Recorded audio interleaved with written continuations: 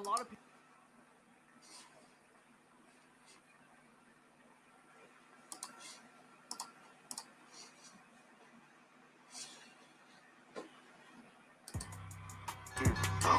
These niggas broke, dog. These niggas broke. These niggas broke, dog. These niggas broke. These niggas broke, dog. These niggas broke. Hey, these niggas is broke, dog, when they gon' admit it. I just heard about it back, it's time to go and get it. I told her about the broke boys, now she wanna listen. Shorty blowing up my phone, but it's money over bitches. These niggas is broke, dog, when they gon' admit it. I just heard about it back, it's time to go and get it. I told her about the broke boys, now she wanna listen. Shorty blowing up my phone, but it's money over bitches. Hey, they ain't getting money, they just truly cap. I truly stack, shorty blowing up my phone like booby traps. For my Scooby snacks, it ain't no mystery. I know shorty feeling me. I think she from Hickory, so I give her the dickory. These niggas is broke, that's why I give them hope. And I'm selling trick, niggas have a fit soon as they get a quote. And they know I got the wave, so now they tryna get a float. But in order to rock this damn wave, you gon' need a damn boat. These niggas is broke, dog, when they gon' admit it. I just heard about it back, it's time to go and get it. I told her about the broke boys, now she wanna listen. Shorty blowing up my phone, but it's money over bitches. These niggas is broke, dog, when they gon' admit it. I just heard about it back, it's time to go and get it. I told her about the broke boys, now she wanna listen. Shorty blowing up my phone, but it's money over bitches. Hey, whoa, I heard Shorty got a man, but you know he really broke. You know how it really go. She gon' leave him for the broke. You spend money on the chain, but that shit ain't really gold. Niggas claim they in the streets, but I'm really on the road. I pay my dues, that's why I play the fool. Nigga wanna play my break his face and put him on the news. Nigga try to take from me, he take it from my daughter too. Get your head scoped, dog. Sorry, but it really ain't my problem if you think niggas is broke, dog, when they gon' admit it. I just heard about it back, it's time to go and get it. I told her about the broke boys, now she wanna listen. Shorty blowing up my phone, but it's money over bitches. These niggas is broke, dog, when they gon' admit it. I just heard about it back, it's time to go and get it. I told her about the broke boys, now she wanna listen. Shorty blowing up my phone, but it's money over bitches. Niggas broke. These niggas broke, dog. These niggas broke. These niggas broke, dog. These niggas broke.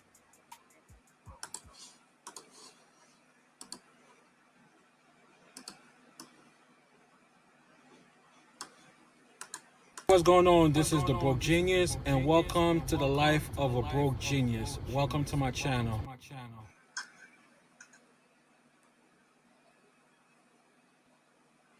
What's going on? What's going on? I'm just gonna, do a short video this morning. We're gonna talk about basically small amounts versus big amounts. Just give me a second so I can check my volume.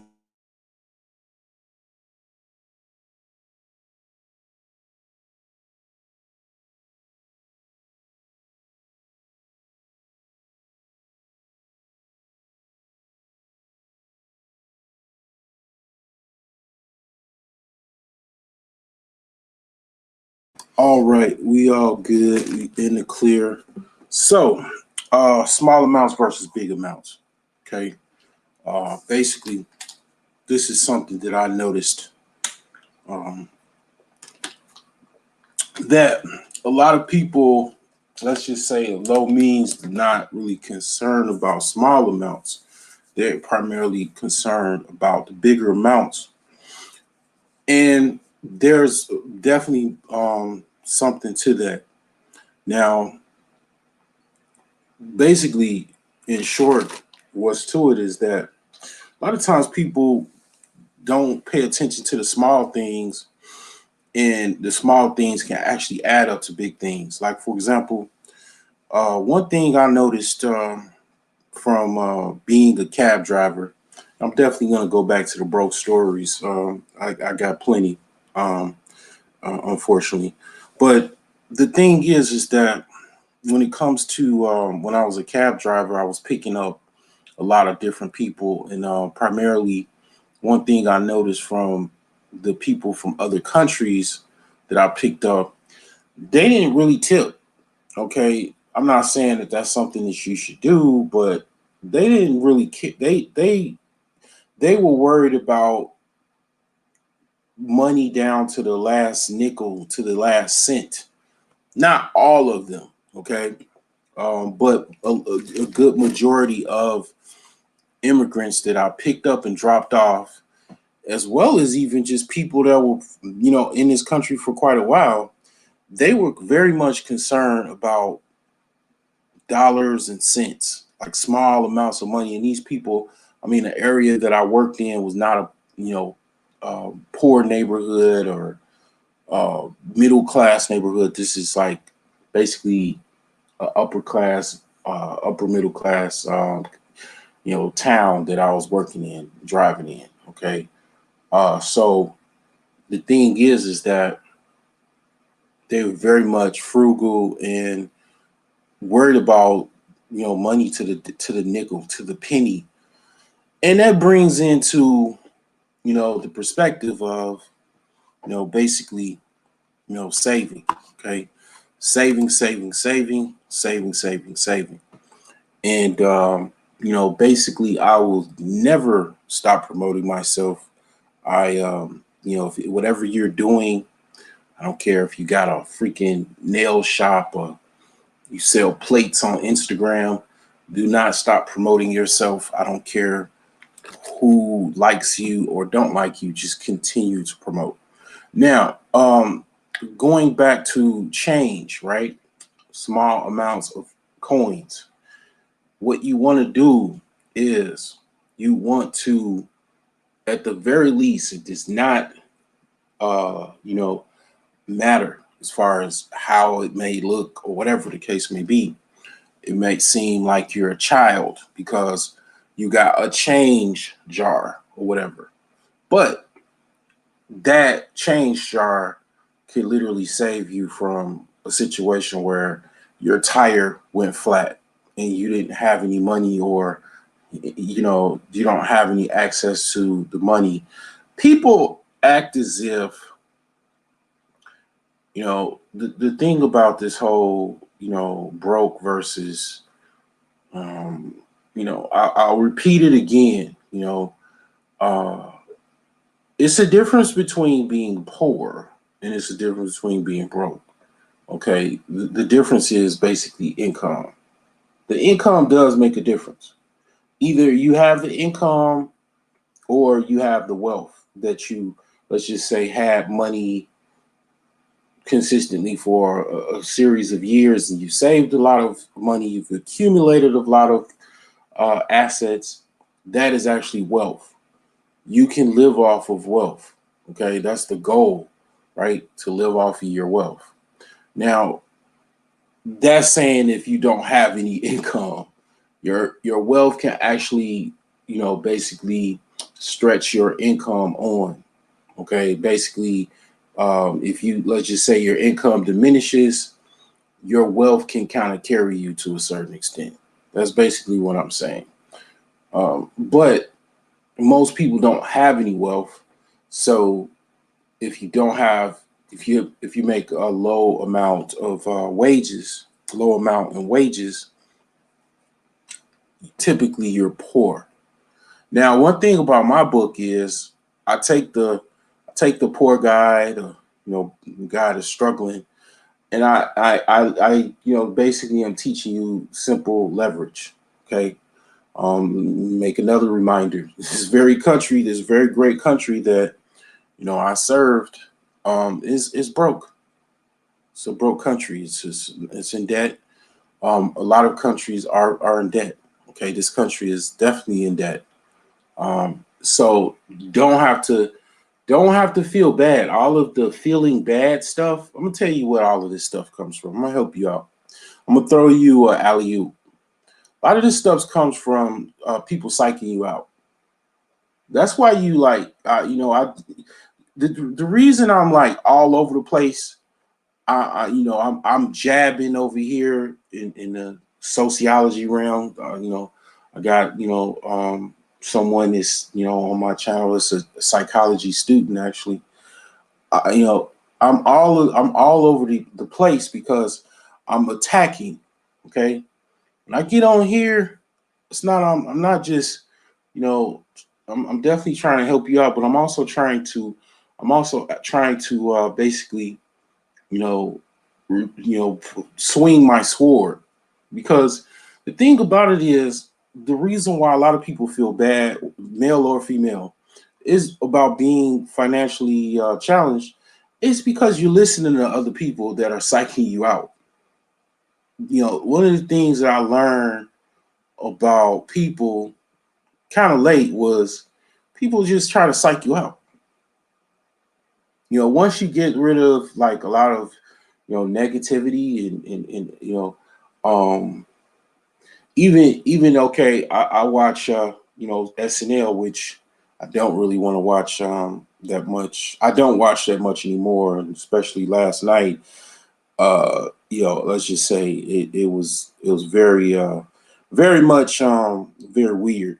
Okay, SNL is definitely, they've kind of went through some changes over the decades, but in any event, I've watched them. I remember watching them in the '90s. They used to have a skit series where it was called "Lowered Expectations," and a lot of times, listening to certain people uninspiring you that are kind of lower expectations, it kind of like drains you a little bit. And I'm not trying to say who you should listen to. Whatever you listen to, do thy will. Okay. The thing is that when it comes to that, you got to be careful. You got to be careful with that freedom to be able to do what you want to do. Okay. So the thing is that when it comes to this, people psyching you out, that's why you feel bad. That's why you leave someone's company, and you feel a certain way. It's because people are literally psyching you out. They're psyching you out on your future, on your goals, on your accomplishments. You know, that's why I pretty much I had to cut people off, all the time. I mean, you think about it. Is this person helping you or hurting you? You got to weigh yourself and weigh the scales of other people as well. This is what I learned from, basically even just the Zodiac Libra.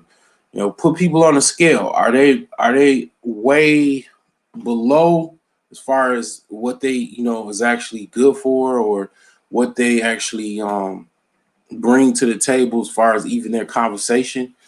If it's way down below, it's like, okay, yeah, it's unbalanced. It's an unbalanced person. Okay.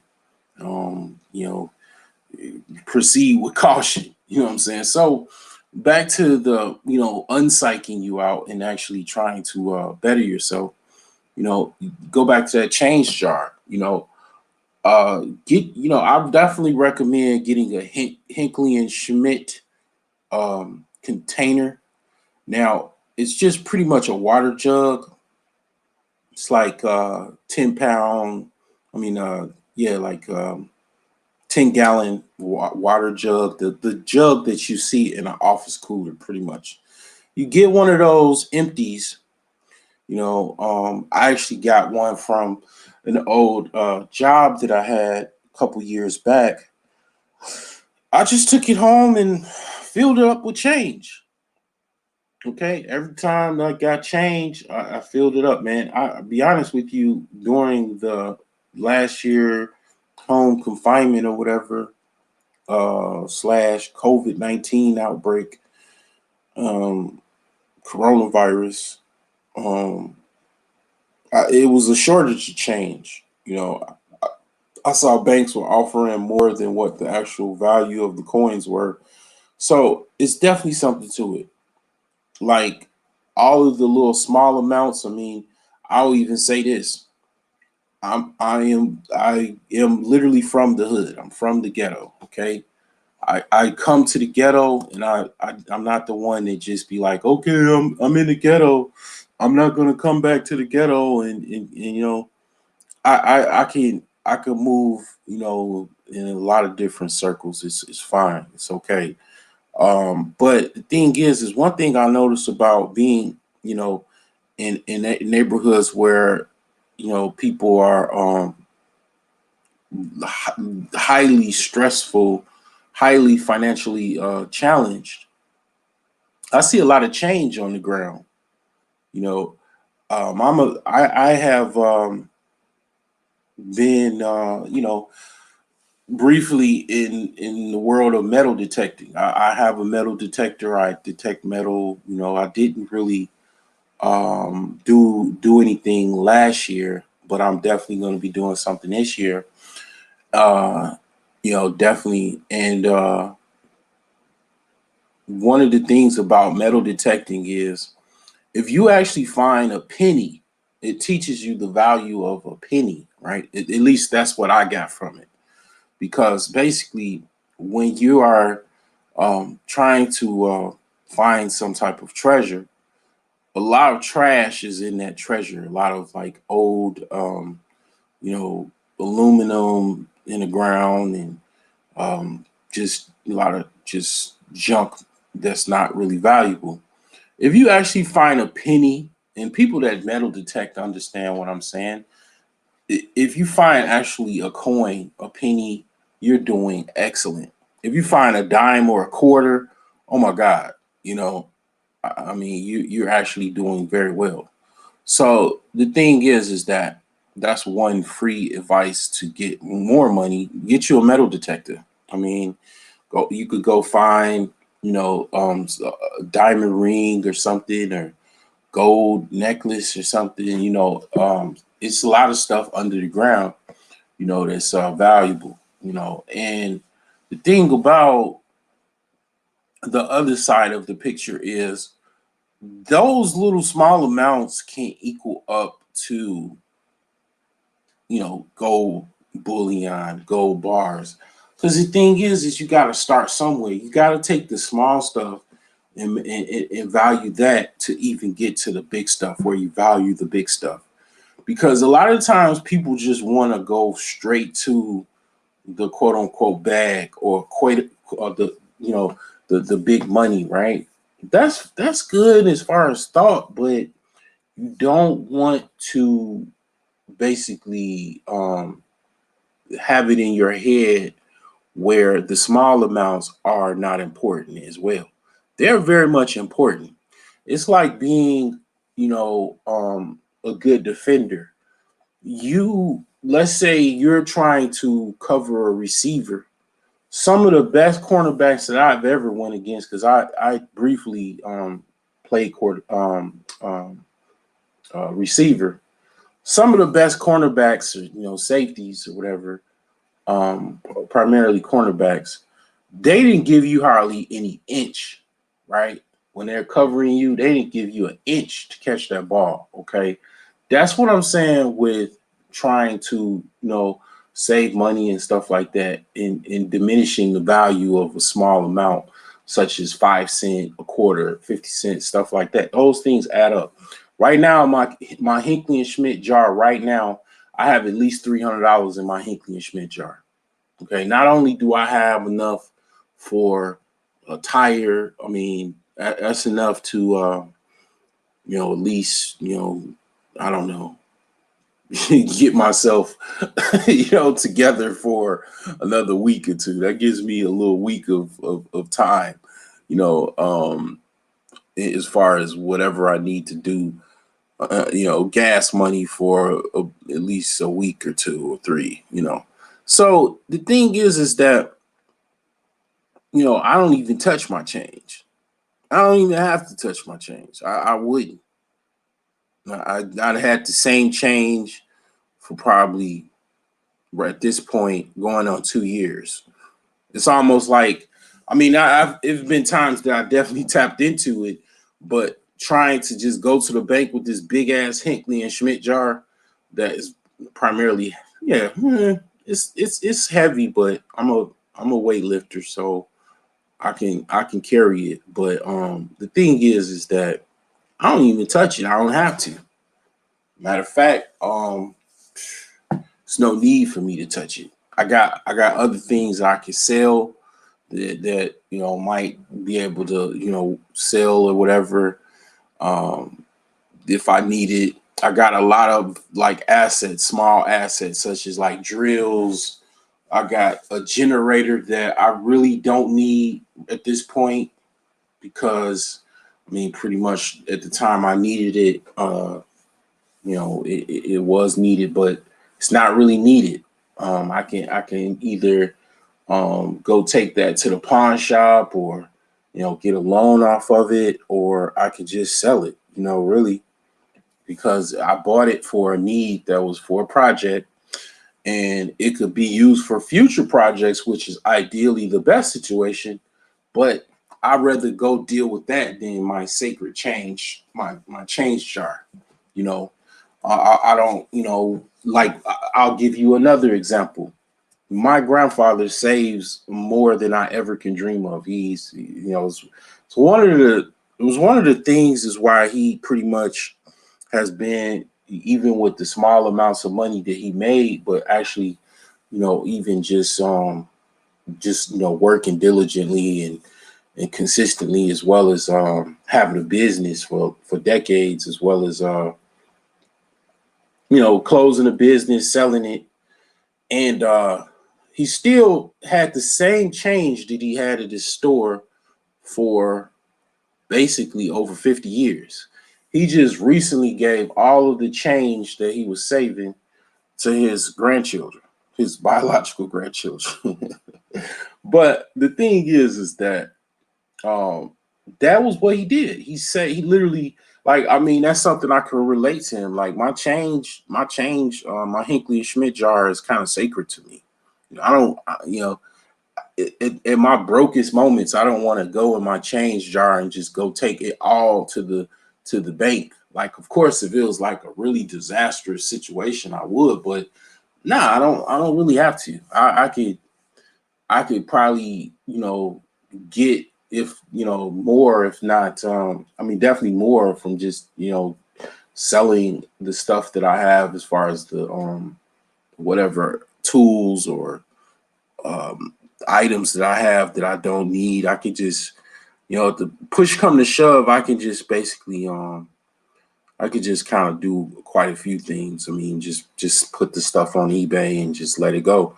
I've done that quite a few times over the years. I mean, stuff that I really don't need at this time, and I know I kind of need some money to get caught up. I'll just do that. But for the most part, I don't even do that. I mean, I really just kind of control. A lot of times, I control my emotions. I control my expenses, and I basically just wait it out. Primarily.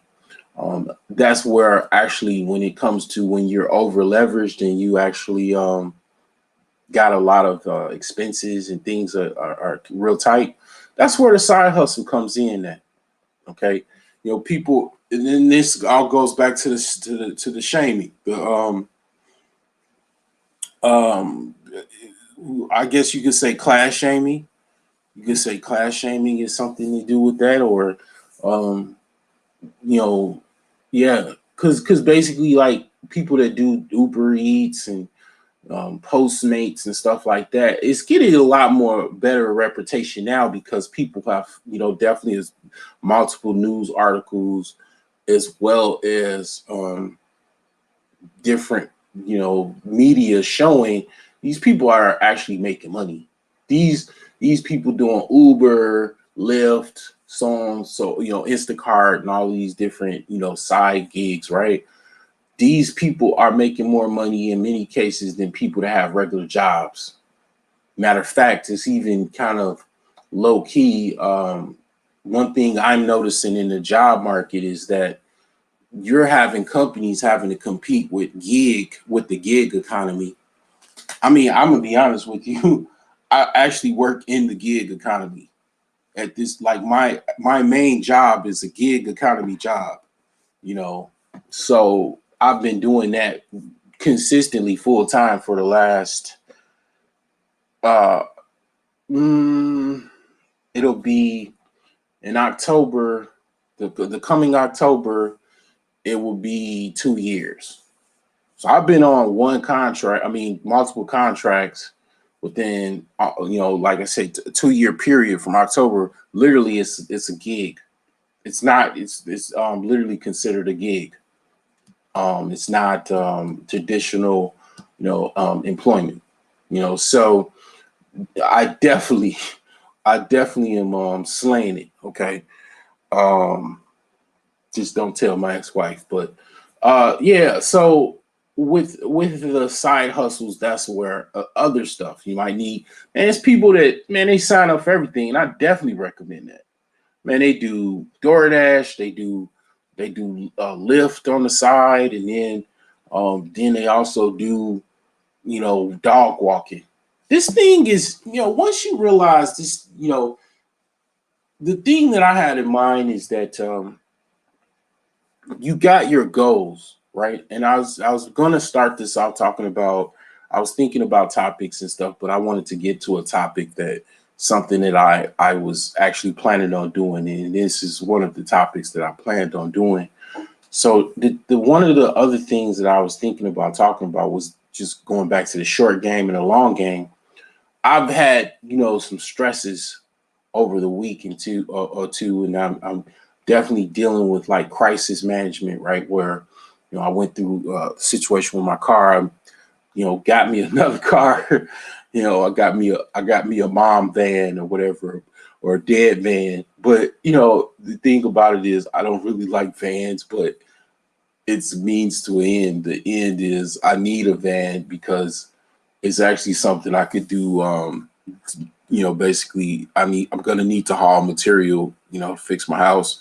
Van is pretty much good for it. So I don't really want the mom van or soccer mom van, but for it to achieve my goals, I just copped it. But you know, I still have my other vehicles, but um, trying to sell the Benz, which I even thought about.